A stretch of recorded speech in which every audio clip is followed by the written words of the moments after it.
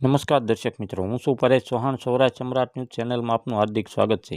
ધારીની જનતા માટે રાહતના સમાચાર. ધારી રેલવે સુવિધા ટૂંક સમયમાં શરૂ થશે. હાલ ટ્રેન મેન્ટેનન્સ કામગીરી પૂરજોશમાં. ધારી રેલવે સુવિધા છેલ્લા ઘણા સમયથી બંધ હતી. સ્થાનિકો, વેપારીઓ અને વિદ્યાર્થીઓમાં અપડાઉનને લઈ ભારે હાલાકીનો સામનો કરવો પડ્યો હતો.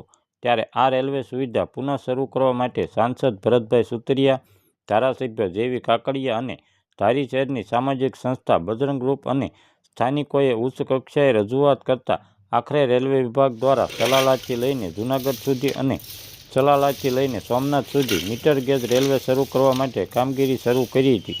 જે કામગીરી મુજબ પ્રથમ રેલવે ટ્રેકનું મેન્ટેનન્સ હાથ ધરાયું હતું. આધારભૂત વર્તુળોના માહિતી પ્રમાણે ટૂંક સમયમાં ફરી રેલવે સુવિધા ધારી ખાતે શરૂ થશે. રેલવે સુવિધા શરૂ થવાની વાત સાંભળીને લોકોમાં પણ આનંદ છવાયો. Bureau report Farooq Bilkhiya, Amreli. હાલો, હું ધારી રહું છું. ધારીની બાજુ સ્ટેશનની બાજુમાં જ મારું મકાન છે. જનતાને ખાસ ખબર કે ટૂંક સમયમાં ટ્રેન શરૂ થશે. અત્યારે કામ ચાલી રહ્યું છે. હાલ ધારી રેલવે સ્ટેશનની અંદર અને આગળના બધા સ્ટેશનની અંદર રેલવેનું મેન્ટેનન્સનું કામ શરૂ છે, જેથી કરીને યાત્રીઓને અને અહીંની પબ્લિકને ખૂબ ઉત્સાહ અને ઉમંગ છે કે જેમ બને એમ ઝડપી શરૂ થાય એવી સંભાવના ખરી.